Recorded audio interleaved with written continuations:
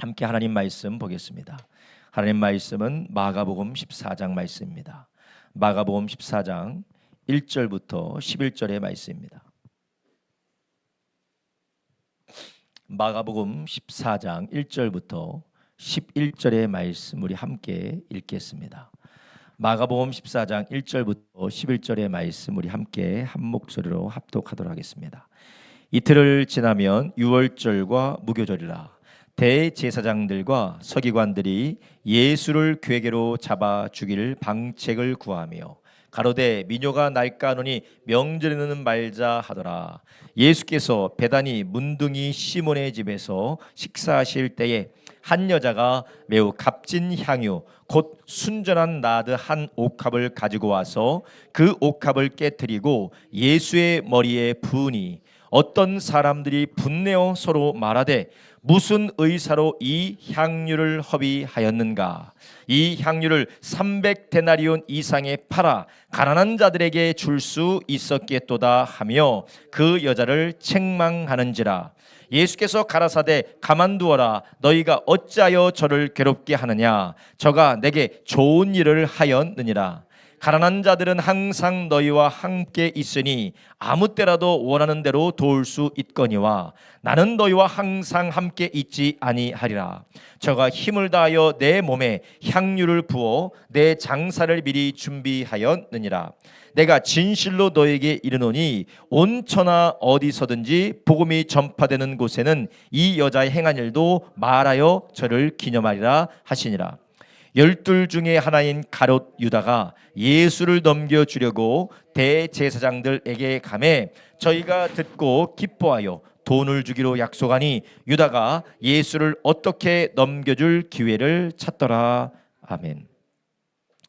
오늘 우리가 함께 읽은 마가복음 14장 1절부터 11절, 마가복음 14장 1절부터 11절의 말씀을 중심으로 오늘도 이 저녁에 함께 은혜를 나누려고 합니다. 오늘 우리가 함께 읽은 본문을 중심으로 주님을 섬기는 것이 가장 귀하고 영원하다. 주님을 섬기는 것이 가장 귀하고 영원하다라는 제목으로 함께 은혜를 나누려고 합니다.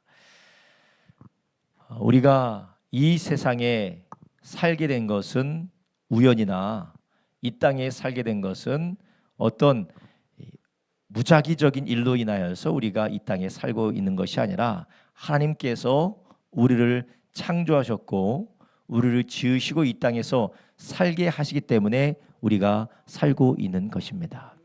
어떤 사람들은 자연적인 작용으로 인하여서 이유는 알 수 없지만 이 세상과 자연들의 알 수 없는 작용에 의하여서 사람들이 태어나고 사람들이 존재하고 사람들이 이 세상에서 살아간다라고 이야기는 하지만 그러나 성경은 분명히 우리에게 뭐라고 말씀하시냐면 하나님이 우리를 창조하셨고 하나님께서 이 땅에서 우리를 살게 하시고 창조하신 이유는 하나님의 영광을 위해서 우리를 지으셨다라고 말씀을 하셨습니다. 그러니까 우리의 존재의 이유가 바로 하나님이시고 존재의 목적도 하나님을 섬기고 하나님의 뜻을 이루기 위하여서 우리가 이 땅에서 태어나고 존재하고 있는 것입니다. 그런데 우리가 하나님으로부터 지음을 받았고 하나님을 위하여서 지음을 받았는데 죄가 세상에 들어오면서 우리는 하나님을 망각하고 자기 자신을 위하여서 살아가는 삶을 살기 시작했습니다. 하나님을 망각하고 자기 자신을 위하여서 세상을 살아가는 죄가 세상 가운데 들어오면서 하나님의 뜻대로 하나님의 영광을 위해서 살아야 될 세상은 망가지고 깨어지고 뒤틀려지게 됐어요.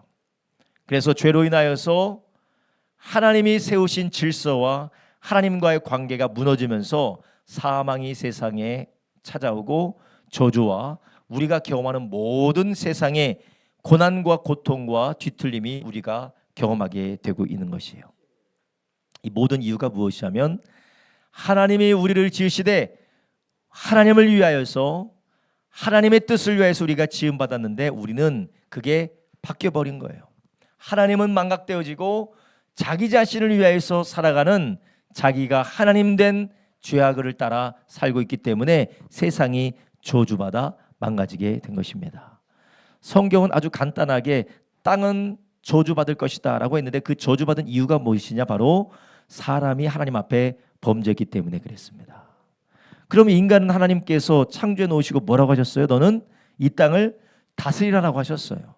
하나님이 보이는 세계와 보이지 않는 세계를 다스리는 것처럼 너는 하나님의 형상으로 지음받았고 하나님의 영광을 위하여서 네가 살고 있는 그 땅을 다스리고 하나님의 영광을 위해서 살아라라고 했는데, 이제 창조하신 하나님도 망각하고 누구를 위하여서 세상을 살아갑니까? 자기 자신을 위해서 세상을 살아가니까 질서가 무너지니까 땅은 엉겅퀴를 내고 저주를 받고 모든 것들이 뒤틀리게 된 것입니다. 이런 죄로 인하여서 우리가 영원히 멸망하게 되고 이 세상은 신음하면서 하나님의 구원을 바라보면서 신음하는 세상이 되게 된 것입니다.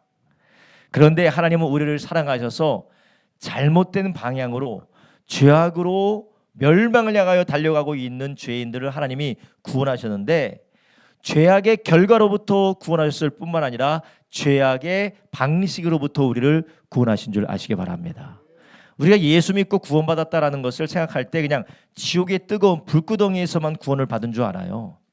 그런데 우리가 지옥의 뜨거운 불구덩이에서도 구원을 받았지만 영원한 파멸과 심판과 하나님의 징벌로부터 우리가 구원도 받았지만 그러한 심판과 징벌을 받을 수밖에 없는 죄악의 방식으로부터 우리를 구원하신 줄 아시기 바랍니다.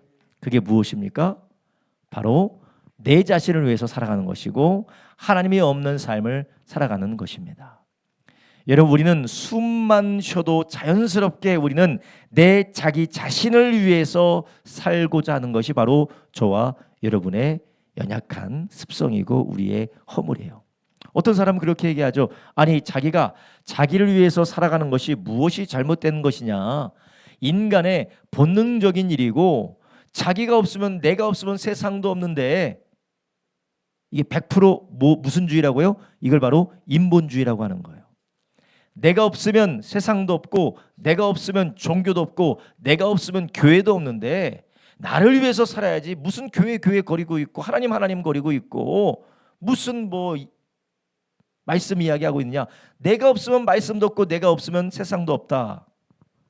그런데 무섭게도 우리 모두가 다 이런 인본주의 안에 찌들어져 있어요. 우리도 모르는 사이에 우리는 이 인본주의 사상에 찌들어져 있기 때문에 어느 순간에 이것이 불쑥 올라와서 하나님이 무엇이간데, 하나님의 뜻이 말씀이 무엇이간데 내가 이렇게까지 힘들고 어려워하면서 내가 이렇게 살아야 되냐? 라는 생각이 우리가 올라온단 말이죠. 왜냐? 내가 없으면 하나님도 없고 내가 없으면 너도 없고 내가 없으면 교회도 없고 내가 없으면 하나님의 말씀도 없다라는 무엇이요? 인본주의 사상, 이 사탄의 가르침이 여전히 우리 안에 있다라는 것입니다. 이러한 죄성이 우리 안에 있기 때문에 우리도 모르는 사이에 자기 자신을 위해서 살아간다라는 것이에요. 이것이 자기 자신을 위해서 살아가는 우리의 연약함입니다. 세상은 당연하다라고 이야기하고 세상은 마땅한 것이다라고 이야기하지만, 그러나 그런 삶은 어떠한 삶입니까? 하나님을 떠난 죄악의 삶이다라는 것이에요. 그렇다면 자기 자신을 위해서 살아가는 것이 나쁘다라는 것이 아니라 무엇이냐? 하나님이 사라지고 하나님을 위해서 살아가는 것이 우선되지 않은 자기만 있는 것, 자아만 가득한 자기 중심적인 삶이 바로 아담과 하와가 되고자 했던 하나님처럼 되려고 한 죄악의 결과이기 때문에 그렇습니다. 여러분, 우리도 이러한 죄악에 붙들려 있고 이런 죄악과 늘 씨름하고 있지 않습니까? 그럼에도 하나님은 우리를 사랑하셔서 죄악의 결과인 지옥에서 우리를 예수님의 은혜로 건지셨는데, 지옥에서 건지셨을 뿐만 아니라 우리를 어디서 건지셨다고요? 죄악의 방식에서부터 우리의 삶을 건지신다라는 것이에요. 그래서 우리는 예수님을 믿음으로 인하여서 우리가 죄와 사망으로부터 건진받았을 뿐만 아니라 우리가 나밖에 모르고 나를 위해서 살아가는 죄악의 방식으로부터 평생 동안 우리가 거기서부터 건진받아서 변화되어져서 하나님을 위해서 살아가는 것, 즉 예수님을 닮아가는 삶을 살아가는 것이 신학적인 용어로 성화가 되어 간다라는 것이에요. 예수님을 닮아가는다는 것이고 예수 그리스도의 장성한 분량이 이리까지 우리가 자라난다라는 것이에요. 우리 그리스도인들의 삶에 구원과 성화는 분리될 수가 없어요. 구원과 성화는 분리될 수가 없습니다. 이 구원받은 사람은 반드시 성화의 길을 걸어갈 수밖에 없습니다. 여러분, 우리가 이 구원을 만끽하고 구원을 충만하게 누리고 이 구원의 역사로 가득하게 되는 것이 무엇이냐? 바로 나를 위해서 살던 삶으로부터 돌이켜서 하나님과 하나님의 나라를 위해서 살아가는 삶으로 변화되어질 때 우리는 이미 얻은 그 구원이 세상을 뚫고 우리가 살아가고 있는 저주받은 세상을 뚫고 하나님 나라의 영광으로 우리 가운데 충만하게 된다는 것이에요. 여러분, 우리는 이런 자기 자신을 위해서 살아가는 세상에서 그리고 세상의 영향력으로부터 우리는 살아가고 있습니다. 그래서 이 땅에서 얼마나 자기의 유익과 자기의 만족과 자기의 기쁨과 자기의 영광을 위해서 살아가느냐가 세상 사람들은 행복과 만족의 척도입니다. 그래서 내가 원하는 것이, 내가 바라는 것이 얼마나 이루어졌는지가 행복과 기쁨의 척도예요. 그런데 이것은 여전히 하나님이 거기 없다면, 하나님이 없다면 그것은 여전히 죄악으로 인하여서 멸망할 세상과 조금도 다른 것이 없다라는 것이요. 그렇다면 우리가 하나님의 은혜 안에서 주님이 주신 구원을 기뻐하며 그 구원 안에서 하나님이 주시는 풍성함을 누리는 사람은 행복과 기쁨의 척도가 무엇입니까? 바로 하나님의 뜻이 우리 가운데, 하나님의 소원이 우리 가운데 얼마나 이루어지고 있느냐라는 것이에요. 이런 우리가 그러한 삶을 살아갈 때 주님으로부터 칭찬받고 주님으로부터 우리 칭찬받을 뿐만 아니라 하나님 나라에 영원히 기억되는 복된 삶이 되게 된다라는 것이에요. 오늘 성경 말씀, 우리가 읽은 성경 말씀에 한 여인이 나오는데 이 여인은 2000년이 지난 지금까지 예수님의 칭찬받은 여인으로 세대를 넘고 시대를 넘어서 아직까지 기억되고 있습니다. 그렇기만 하겠습니까? 하나님 나라에서 그 여인은 하나님 나라에서 해와 같이 빛나게 될 것입니다. 근데 그 여인은 어떤 여인이었습니까? 그 여인이 어떤 신분이었든지, 어떤 상태였든지, 어떤 신분이었든지, 어떠한 부를 가졌는지는 이야기하고 있지 않지만 한 가지 확실한 것은 예수님을 사랑하고 예수님을 섬기는 일에 자기의 모든 것을 부은 여인이었다라는 것이에요. 오늘 본문에 보면 예수님께서 베다니 문둥이 시몬의 집에 들어가셨을 때에 한 여인이 예수님께 향유옥합을 붓습니다. 3절에 이렇게 얘기하죠. 예수께서 베다니 문둥이 시몬의 집에 식사하실 때에 한 여자가 매우 값진 향유 곧 순전한 나드 한 옥합을 가지고 와서 그 옥합을 깨뜨리고 예수의 머리에 푸니. 여기서 한 나드 한 옥합은 한 사람이 1년 동안 일할 정도의 그런 값어치 있는 것이에요. 지금으로 말하면 한 1억에서 5천만 원 정도 되는 것이죠. 인플레이션을 감안한다면 1억 정도 된다라고 볼 수 있을지 모르겠어요. 1억 정도 되는 그런 아주 값어치 있는 것을 어떻게 한 거예요? 깨트려서 예수님의 머리와 예수님의 다리에 발에 부었다라는 거. 온몸에 예수님의 온몸에 부었어요. 이유가 있었습니다. 그 이유가 무엇이었냐면 바로 예수님을 사랑하고 예수님을 예배하기 위해서 그녀는 그것을 예수님께 부어드렸다라는 것이에요.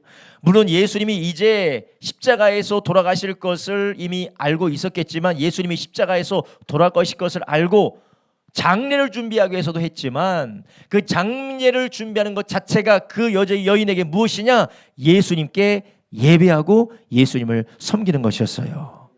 다른 사람이 볼 때는 왜 이런 300데나리온이나 되는 것을 허비하느냐라고 하지만 그녀에게는 가장 소중하고 가장 시급한 것이 무엇이냐, 가장 귀한 것이 무엇이냐, 예수님께 예배하고 예수님을 섬기는 것이었다라는 것이에요.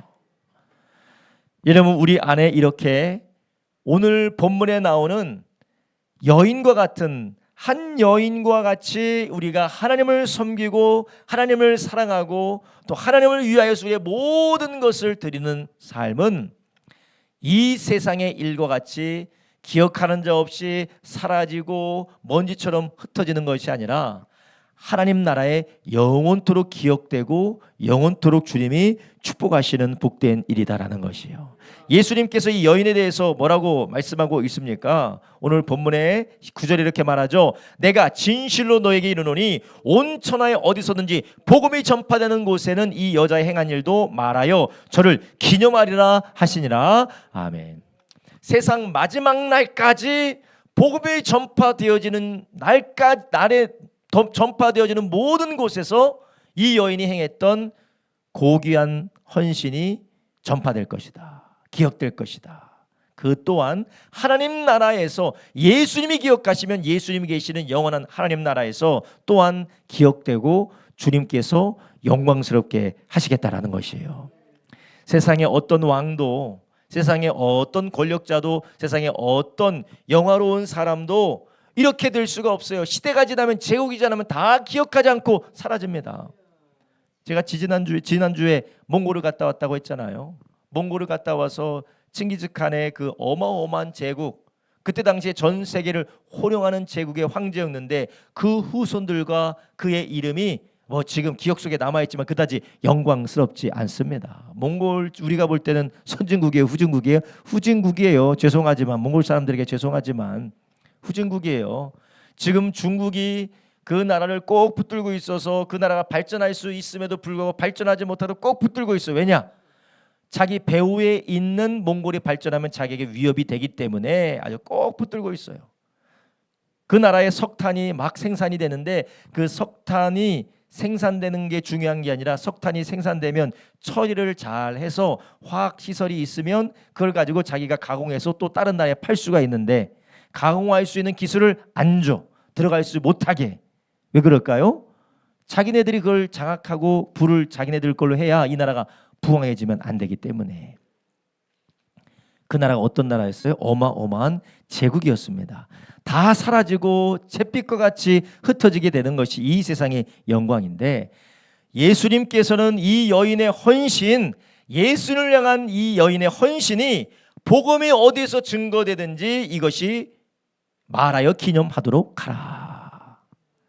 이것은 영원히 하나님께서 기억하시겠다라는 것이요. 다른 사람들은 다 망각하고 잊어버릴지라도 나는 기억하겠다라고 예수님께서, 하나님께서 말씀하고 계시는 것입니다.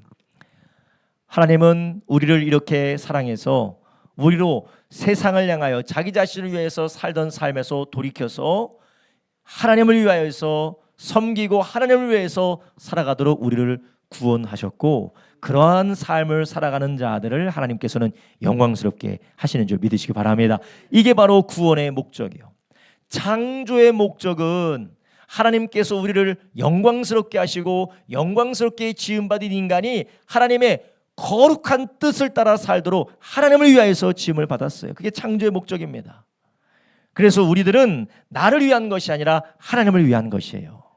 그런데 구원의 목적은 무엇입니까? 죄로 인하여서 이것이 완전히 뒤바뀌어서 하나님을 위해서 살아야 될 자들이 자기를 위해서 살고, 하나님께 영광 돌리고 하나님을 기억해야 될 자들이 하나님을 망각한 자들을 하나님이 예수 그리스도 안에서 구원하셔서 이제 그들로 어떻게 살게 하시는 거요? 하나님을 기억하며 하나님께 감사하며 예배하며 하나님을 위하여서 살게 하시는 것이에요.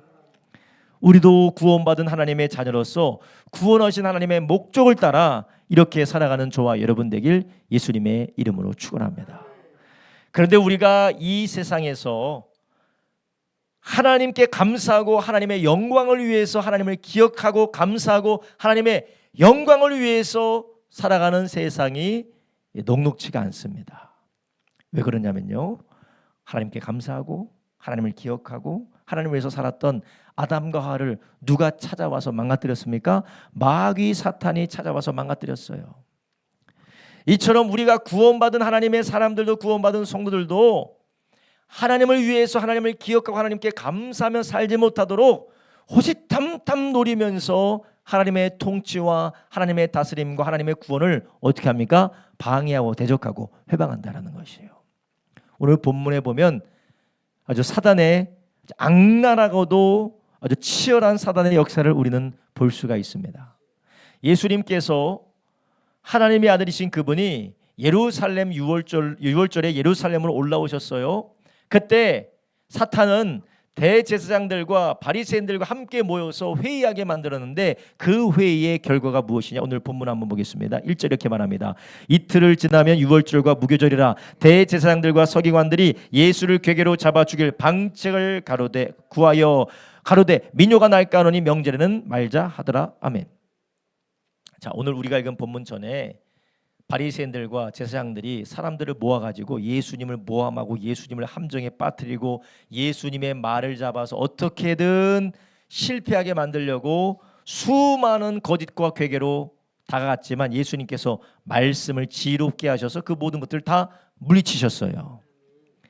그러니까 이제는 해도 안 되니까 이제는 어떻게 하자? 잡아 죽여버리자. 근데 사람들이 많을 때 가면은 안 되니까 사람들이 없을 때 아주 은밀하게 납치해서 잡아 죽여버리자.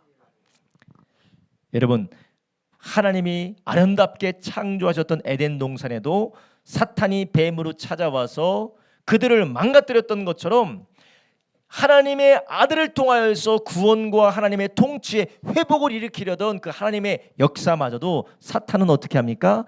아주 치밀하고 아주 전심전력을 다해서 대적하고 해방한다라는 것이에요. 여러분, 우리는 이러한 세상을 살아가고 있습니다.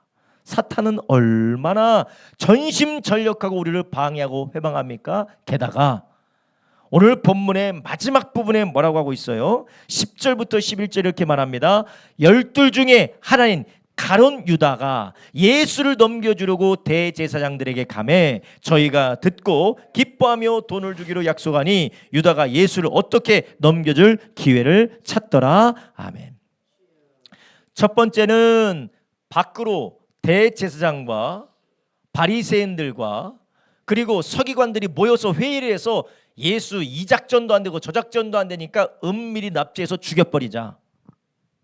이 괴계를 밖으로는 이 괴계를 가지고 예수를 잡으려고 하고 그리고 안에서는 어떻게 합니까? 가룟 유다를 미혹해요. 그래서 성경에 보면 마귀가 유다에게 예수님을 팔려는 생각을 넣었더니 예수 팔려 갔다라는 것이에요. 그러니까 마귀는 할 수만 있으면 최대한 그의 방법과 수단을 최대한 동원해서 외부적이든 내부적이든 하나님의 통치와 구원의 역사를 어떻게 해요? 방해하고 회방한다라는 것이에요.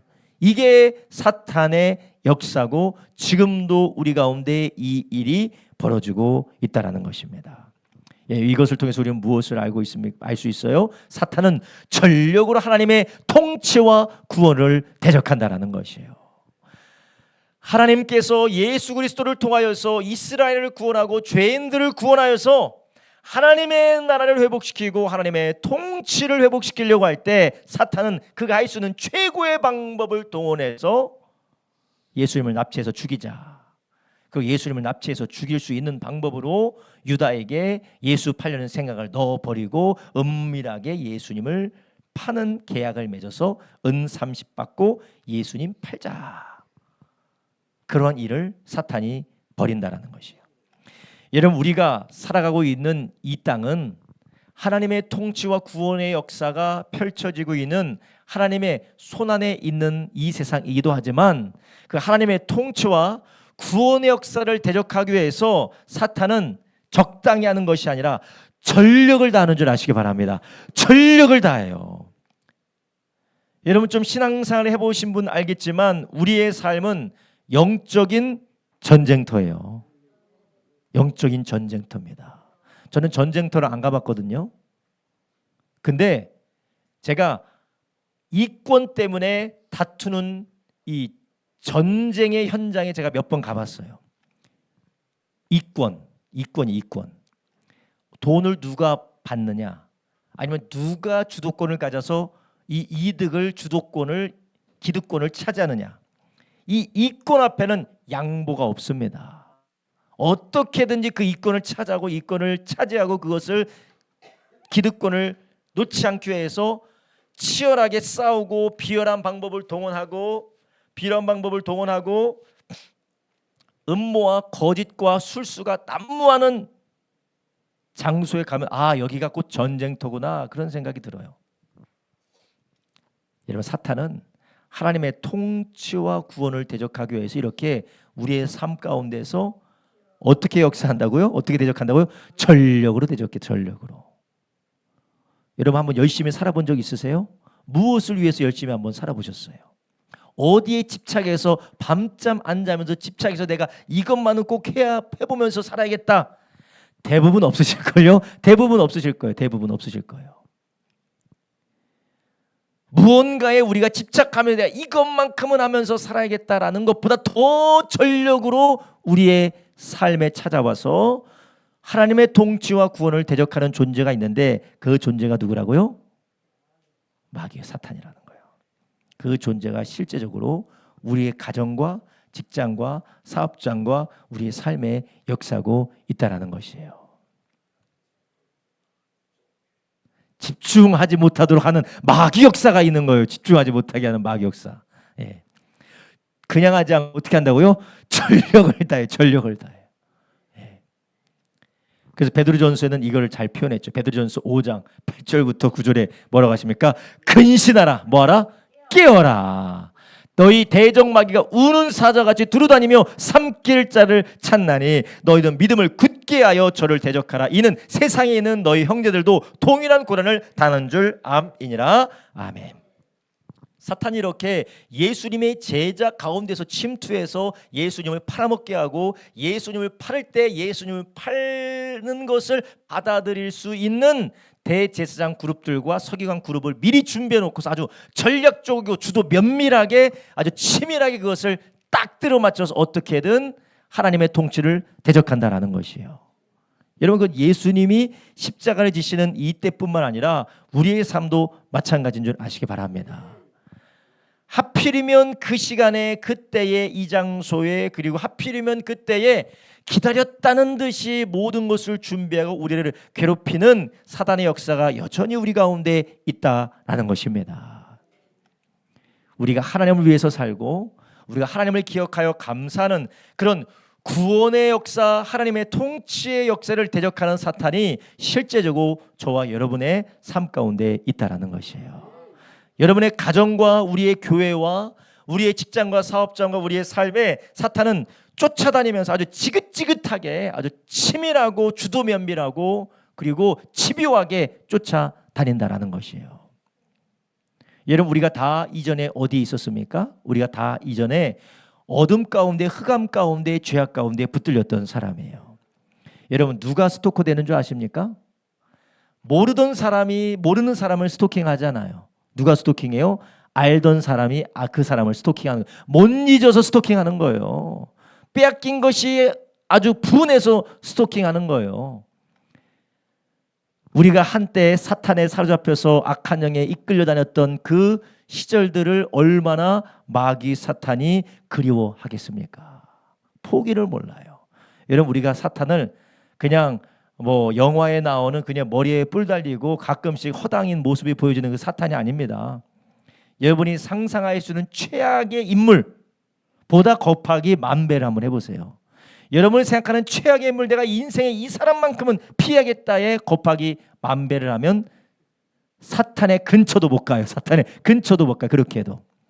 그런 사탄이 우리의 삶에 아주 치밀하고 주도 면밀하고 집요하게 계속해서 우리 삶 가운데 달라붙는다면 얼마나 이것이 우리의 삶의 전쟁터와 같은 일이겠습니까?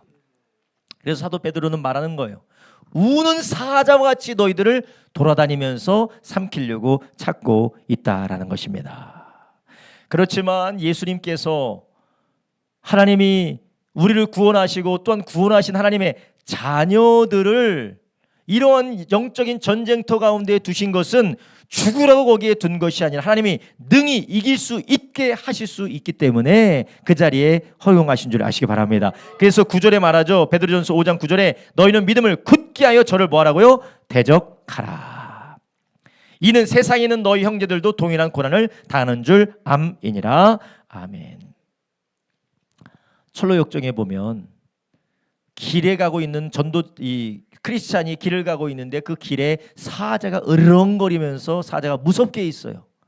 그런데 그 길을 가고 있는데 옆에 사람이 알려줍니다. 이거 무서워서 저 길을 어떻게 가죠? 걱정하지 마. 저 사자는 무서운 것 같아도 하나님께서 그 목에 줄을 치어놨기 때문에 더 이상 너를 해할 수가 없어. 묶여있는 사자이기 때문에 너를 잡아먹을 수 없어 라고 안심하고 거기를 건너가게 됩니다. 사탄은 아주 주도 면밀하고 아주 모든 것을 총동원해서 집요하게 우리를 넘기고 우리 가운데 실패하게 하려고 하지만 그러나 하나님이 우리를 승리할 수 있도록 지키시는 줄 믿으시기 바랍니다. 그래서 우리가 그를 대적하라는 거예요. 고난이 있고 힘들고 어려운 일이 있다 할지라도 그를 대적하게 되면 결국 승리하게 된다는 것이에요. 에베소 6장 10절부터 12절에도 이렇게 말씀하시죠. 종말로 너희가 주 안에서와 그의 힘의 능력으로 강건하여지며 마귀의 계계를 능히 대적하기 위하여 하나님의 전신갑주를 입으라. 12절 우리의 씨름은 혈과 육에 대한 것이 아니요 정사와 권세와 이 어둠의 세상 주관자들과 하늘에 있는 악의 영들에게 대함이라. 아멘. 여러분 한번 보십시오. 예수님을 죽이려고 아주 이를 부득부득 갈고 있으면서 모든 전략과 모든 방법을 확보했던 대제사장과 유다, 그 배후에 있는 사탄, 모든 것을 확보한 것처럼 보였어요. 그러나 명절에는 말자라는 거예요. 왜 그렇습니까? 예수님이 명절에 주의 만찬도 해야 되고 기도도 해야 되고 베드로를 위해서 기도도 해야 되고 예수님이 하실 말씀이 많기 때문에 하나님께서 지금 붙들고 계시기 때문에 그들이 어떻게 해볼 수가 없는 것입니다. 여러분 우리들도 마귀가 별의별 장난을 치고 온갖 우리의 약점과 우리가 연약한 부분을 파고 들어가서 정말 힘들고 어렵도록 우리 가운데 발목을 잡아도 하나님이 여기까지다라고 한 만큼밖에 할 수가 없어요. 그렇기 때문에 우리는 어떻게 하는 거예요? 믿음을 굳게 하여 대적한다라는 것이에요. 마귀는 항상 우리에게 보이스 피싱 하듯이 우리를 두렵게 만들어요. 두렵게 만들어서 어떻게 해요? 통장에 있는 돈 다 빼가지고 이상한 사람한테 전달하게 하잖아요. 이게 바로 보이스 피싱의 전략이에요. 두렵게 만들어요. 무섭게 만들어요. 당신 지금 검찰청에서 검찰청 피의자로 지금 잡고 있으니까 빨리 이거 하라고. 두려우니까 무서우니까 싹 다 빼가지고 갖다 주는 거 아닙니까? 사탄이 우리를 괴롭게 만들어요. 몸도 괴롭게 만들고 정신도 괴롭게 만들고 관계도 괴롭게 만들어요. 그러나 그것은 어디까지요? 하나님께서 허락하신 부분까지예요.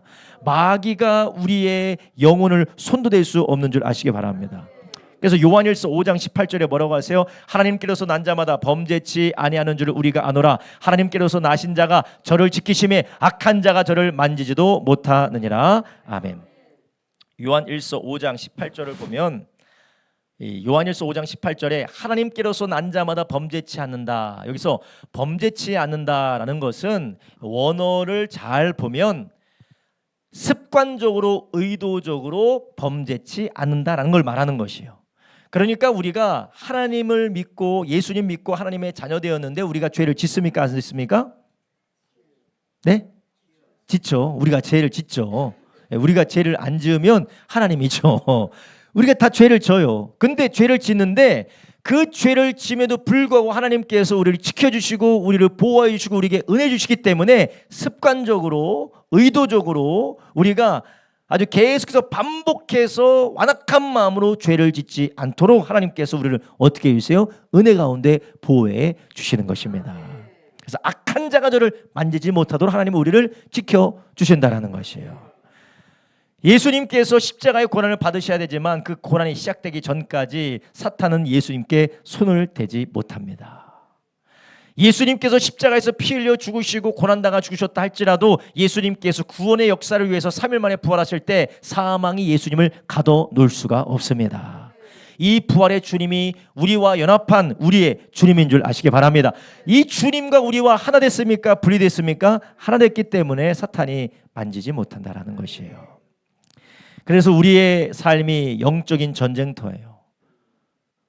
아내를 통해서, 남편을 통해서, 부모를 통해서, 자식을 통해서, 직장 상사를 통하여서, 교회의 지체들을 통하여서, 알고 있는 사람들을 통하여서 끊임없이 우리의 삶을 괴롭히고 우리를 괴롭고 시험에 빠지게 만들어요. 그렇지만 악한 자가 우리를 뭐하지 못한다고요? 만지지 못한다라는 거예요. 마귀는 보이스피싱 하듯이 너 이 정도면 너 망했잖아.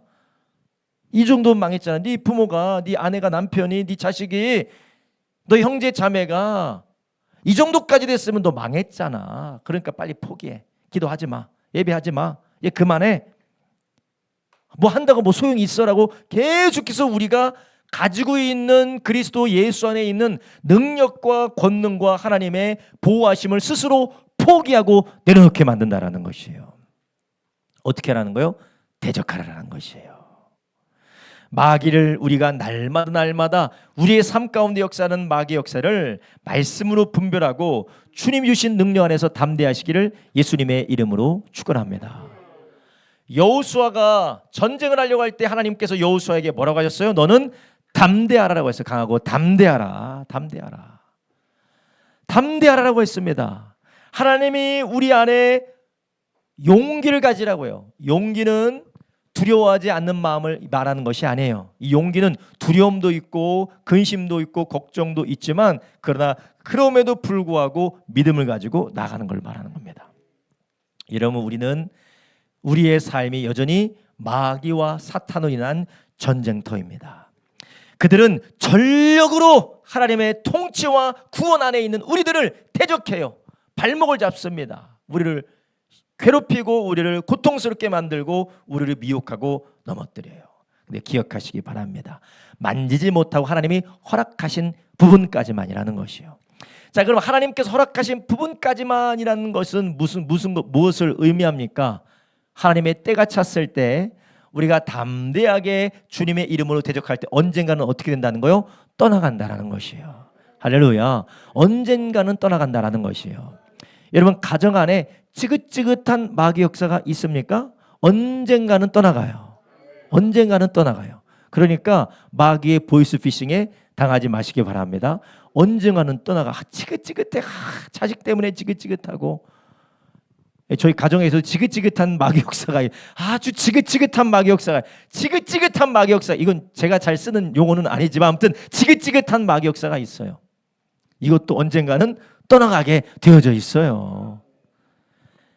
우리의 삶에 경제적인 영역이든 관계의 영역이든 아니면 우리의 정서적이고 우리의 생각과 우리의 환경 가운데 있는 어떤 상황에서든지 하나님의 통치와 하나님의 구원의 역사 안에서 우리가 주님을 섬기고 주님을 닮아가고 하나님의 나라를 위해서 살려가는데 이 발목 잡고 힘들게 만들고 어렵게 만드는 것들이 있어요.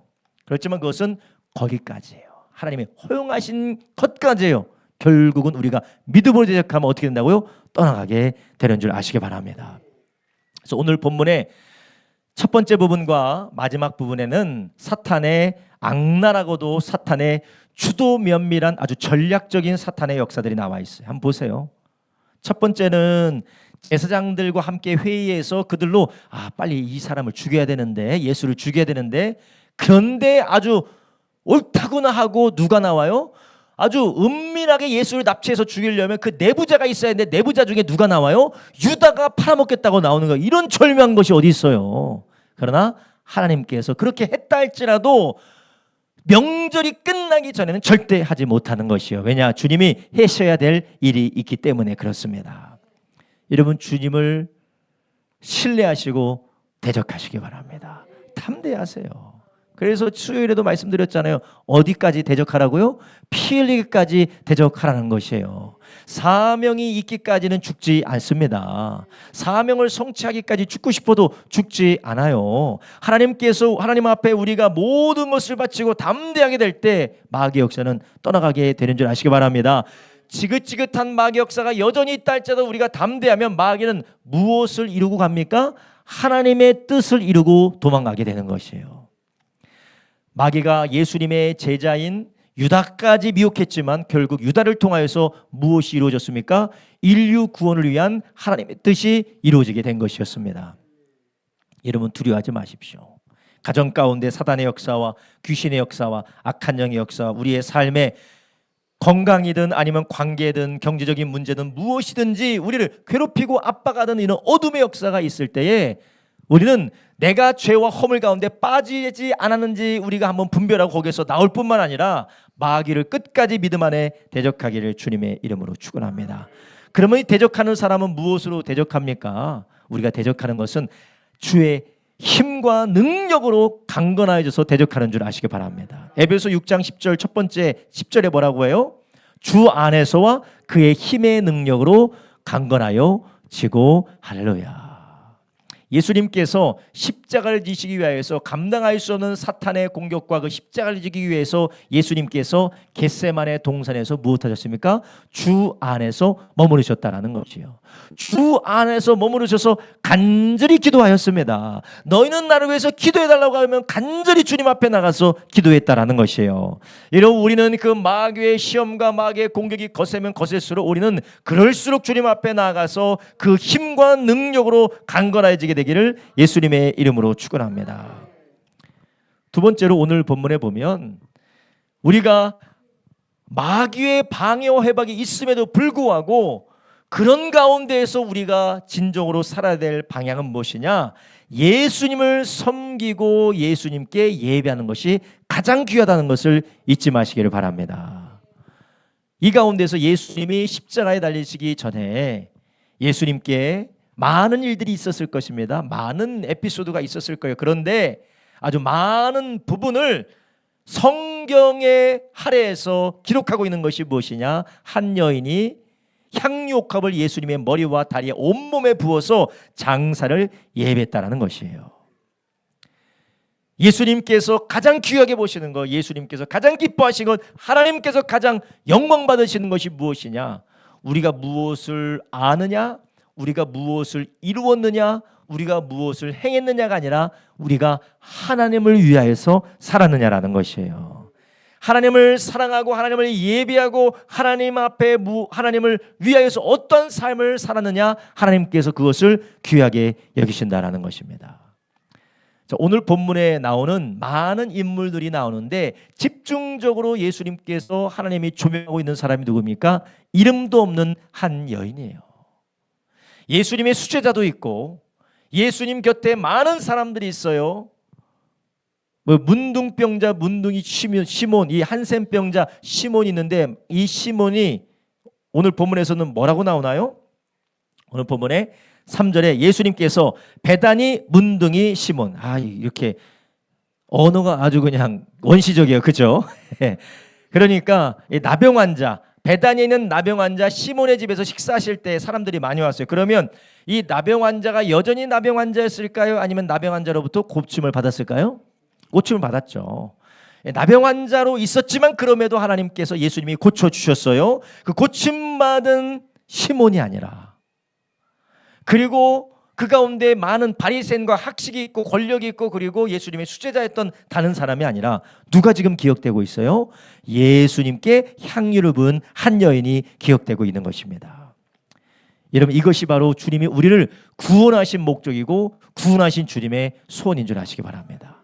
아까 제가 오늘 설교를 시작하면서 말씀드렸죠. 하나님 우리를 구원하신 이유는 우리로 죄의 결과로부터 건지실 뿐만 아니라 죄의 방식으로부터 건져서 우리로 하나님을 섬기는 삶을 살도록 우리를 부르셨다라는 것이에요. 근데 우리가 잘못 생각하면 이제 나는 지옥도 끝났으니까, 지옥 관련 없으니까 얼마나 감사해. 일단 천국행 티켓은 따놨으니까 이 땅에서 잘 먹고 잘 살고 내가 하고 싶은 거 다 하고 살아야지. 이건 크게 잘못된 거예요. 병든 신앙입니다. 고린도후서 5장 15절부터 17절에 뭐라고 하십니까? 저가 모든 사람을 대신하여 죽으심은 산자들로 하여금 다시는 저희 자신을 위하여 살지 않고 오직 저희를 대신하여 죽었다가 다시 사신 자를 위하여 살게 하려 함이니라. 그러므로 우리가 이제부터 아무 사람도 육체대로 알지 아니하노라. 비록 우리가 그리스도도 육체대로 알았으나 이제부터는 이같이 알지 아니하노라. 그런즉 누구든지 그리스도 안에 있으면 새로운 피조물이라. 이전 것은 지나갔으니 보라 새 것이 되었도다. 아멘. 새 것이 되었다라는 거예요. 하나님은 우리를 구원하셔서 어떤 삶을 살기를 원하십니까? 야, 네가 이제 구원받고 이제 네가 돈 많이 벌고 네가 대단한 지식을 가지고 대단한 지위를 가지고 대단한 성공을 가지고 살았구나. 그게 중요한 게 아니에요. 네가 구원받아서 다시는 자기 자신을 위해서 살지 않고 하나님을 위해서 살아가냐, 그것을 하나님께서 바라보시고 기다리고 계시다라는 것이에요. 그렇게 하기 위해서 주님이 우리를 구원하신 줄 아시기를 바랍니다. 아이들에게 핸드폰도 사주고 컴퓨터도 사주고 그리고 필요할 때 쓰라고 용돈도 있는데 용돈을 받으면 받는 대로 열심히 그 용돈을 모아가지고 PC방에 간다면 이 목적이 다른 것이에요. 핸드폰을 사줬는데 핸드폰을 가지고 카톡으로 맨날 쇼츠나 보고 유튜브나 보고 게임이나 하고 있으면, 그리고 핸드폰 가지고 엄마한테 연락을 하지 않고 아빠한테 연락을 하지 않고 친구들만 연락해서 맨날 PC방 가고 있다면 얼마나 이게 가슴 아픈 일입니까? 컴퓨터를 사줘서 숙제라는 컴퓨터를 사줬더니 숙제는 하지 않고 컴퓨터를 가지고 이 노트북을 가지고 맨날 게임을 하고 있으면 얼마나 하나님의 이 부모의 마음이 아프겠어요. 마찬가지로 하나님 우리를 구원하셔서 우리에게 자유와 축복과 영원한 하나님의 나라를 주신 이유가 무엇입니까? 바로 우리가 나를 위해서 살지 않고 하나님을 위해서 살도록 그렇게 부르셨다라는 것이에요. 이런 설교를 하면 늘 물으시는 분들이 있어요. 아니, 그럼 목사님, 그럼 나는 없는 겁니까? 하나님만을 위해서 살아가고 내 인생은 없는 겁니까? 하나님을 위해서 살아갈 때 진정한 우리의 인생이 무엇이니 그때 나타난다라는 것이에요. 그래서 요한계시록에 보면 구원받은 사람은 흰 돌에다가 하나님께서 이름을 쓰셨는데 아무도 모른다라는 것이에요. 그러니까 저의 이름은 이길련이고 여러분의 이름은 각자가 이름이 있는데 구원받은 자들의 이름, 그 하나님만이 아는 그 이름을 흰 돌에다 썼다라는 거, 그 사람의 이름을. 그게 무엇입니까? 바로 구원받은 하나님 안에서 진정한 나의 삶이 거기 안에 있다라는 것이에요. 우리가 하나님을 위해서 살아갈 때 내가 하고 싶은 거, 내가 욕망하는 거, 내가 바라는 거, 내가 그렇게 기뻐하는 것을 위해서 살도록 하나님 우리를 구원한 것이 아니라 하나님만이 아시는 하나님을 위해서 살 때에 우리 가운데 발견하게 하시는 그런 진정한 정체성과 축복이 우리 가운데 있다라는 것이에요. 그런데 우리는 하나님을 섬기면서 그것을 발견하려고 하지 않고 우리가 원하는 것, 내가 욕망하는 것, 내가 바라는 것, 내가 그렇게 사모하는 것, 그런 것들로부터 내 자신을 발견하려고 합니다. 여러분, 세상은 결국은 다 먼지와 같이 사라지게 되는 줄 아시기 바랍니다. 먼지처럼 다 사라져요. 여러분, 한때는 우리도 10대였고 한때는 우리도 20대였고 한때는 우리도 30대였고 한때는 우리도 40대였고 50대였고 60대였고 나중에는 한때는 우리도 70대였다라고 그런 얘기를 하시겠죠. 결국 뭐가 남아요? 하나님 안에서 영원한 우리만 남는 겁니다. 그래서 요한일서 2장 15절부터 17절 이렇게 말하죠. 이 세상이나 세상에 있는 것들을 사랑하지 말라. 누구든지 세상을 사랑하면 아버지의 사랑이 그 속에 있지 아니하니 이는 세상에 있는 모든 것이 육신의 정욕과 안목의 정욕과 이생의 자랑이니 다 아버지께로 쫓아온 것이 아니요 세상으로 쫓아온 것이라. 이 세상도 그 정욕도 지나가되 오직 하나님의 뜻을 행하는 이는 영원히 거하느니라. 아멘. 다 지나갑니다.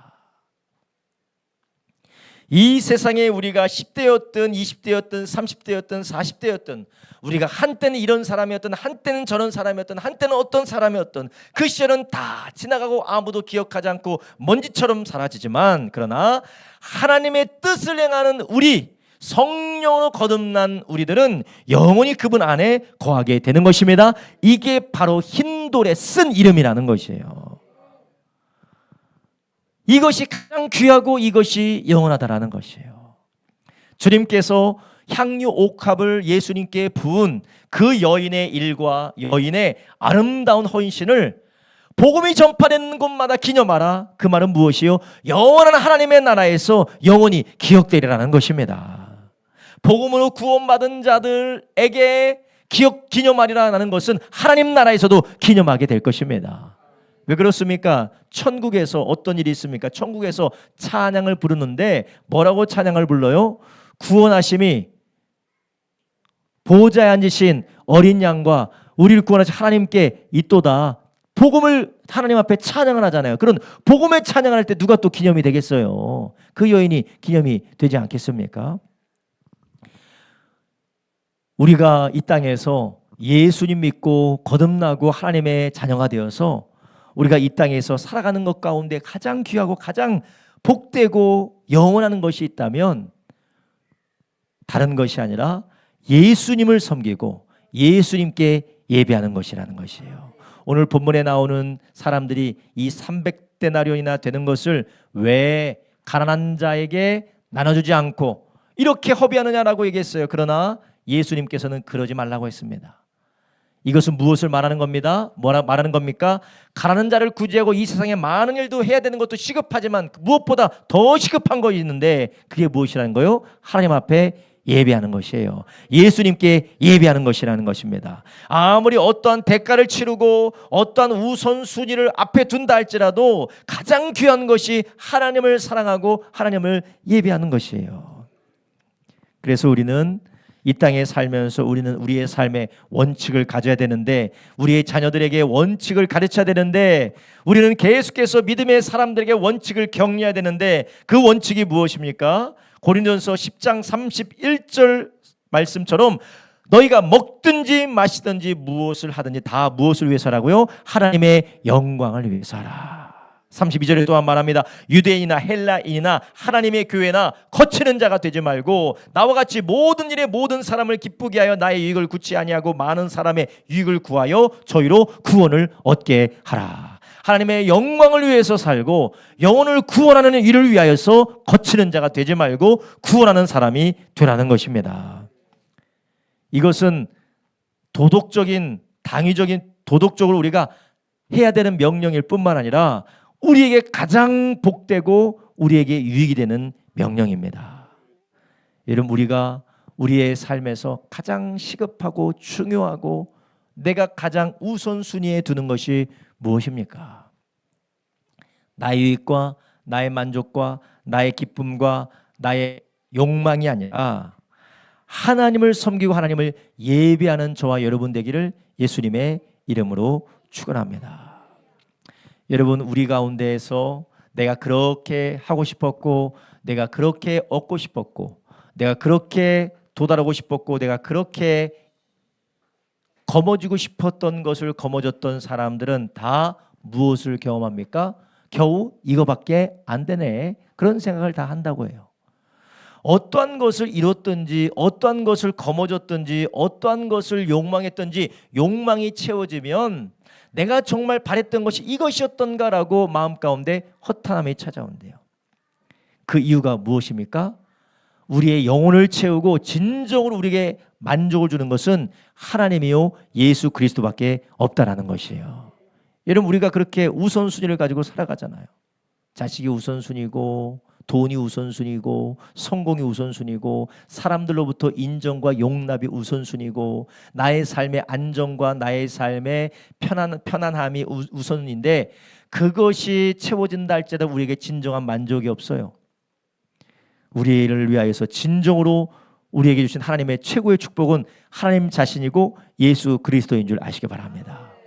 그분을 따라가며 우리가 그분을 섬길 때 이 땅에서도 참된 만족을 누릴 뿐만 아니라 영원한 하나님의 나라에 거할 때 우리는 후회 없는 하나님 주시는 기쁨 가운데 거하게 될 줄로 믿습니다. 마태복음 5장 10절부터 12절에 뭐라고 말씀하십니까? 의를 위하여 핍박을 받는 자는 복이 있나니 천국이 저희 것이라. 나를 인하여 너희를 욕하고 핍박하고 거짓으로 너희를 거스려 모든 악한 말을 할 때는 너희에게 뭐가 있다고요? 복이 있나니 기뻐하고 즐거워라. 하늘에 너희 뭐가 크다고요? 상이 큼이라. 상이 크다는 거예요. 상. 여러분 상을 보셔야 돼요. 상이 반드시 있습니다. 여러분 상이라고 하면 여러분 잘 이해가 안 되시는 것 같아요. 직장 다니시는 분들이나 아니면 뭐 사업을 해보신 분 알겠지만 보너스라면 보너스라니까 눈이 활짝 떠시나요? 보너스가 있다는 거예요. 상이 있다. 요즘 우리나라가 아주 들썩이잖아요. 성과급이죠. 성과급 보너스. 하나님께서 우리가 의를 위하여서 핍박을 받고 우리가 하나님 나라를 위하여서 주님을 섬기는 일을 위하여서 우리가 모든 것을 내려놓고 주님을 우선순위로 하고 우리가 주님을 사랑하는 삶을 살아갈 때 때로는 힘들고 어렵고 핍박받고 괴로움을 당한다 할지라도 하나님 그것을 기억하시고 영원한 기쁨으로 채워주신다라는 것이에요. 여러분 우리의 삶에 지금 우리가 욕망하고 추구하고 우리가 가장 붙들고 싶어하는 것이 무엇입니까? 어차피 다 지나가고 사라지고 모든 것은 아무도 기억해 주지 않습니다. 주님을 섬기고 하나님을 예배하고 주님을 위해서 살아가는 것이 가장 귀하고 영원한 것임을 믿으시기 바랍니다. 이렇게 살아가는 삶을 방해하고 회방하고 미혹하고 발목을 잡고 대적하는 사탄의 역사가 여전히 우리 가운데 있다 할지라도 우리는 담대히 대적하기를 주님의 이름으로 축원합니다. 결국은 승리할 수밖에 없어요. 우리가 끝까지 담대하게 대적하고 인내하고 우리가 주님만을 섬길 때에 마귀의 핍박은 결국 하나님의 축복과 하나님의 뜻을 이루는 도구로 쓰임 받고 때가 되면 떠나가게 될 줄로 믿습니다. 그럼 우리는 무엇입니까? 핍박받아서 대적받아서 면류가 아니요 하나님의 뜻이 이루어져서 축복이요 하나님의 영광을 보아서 우리 가운데 기쁨이라는 것이요 아무것도 우리 가운데 잃을 것이 없어요. 저와 여러분이 다 이러한 믿음의 담대함을 가지고 주를 섬기는 저와 여러분 되기를 예수님의 이름으로 축원합니다.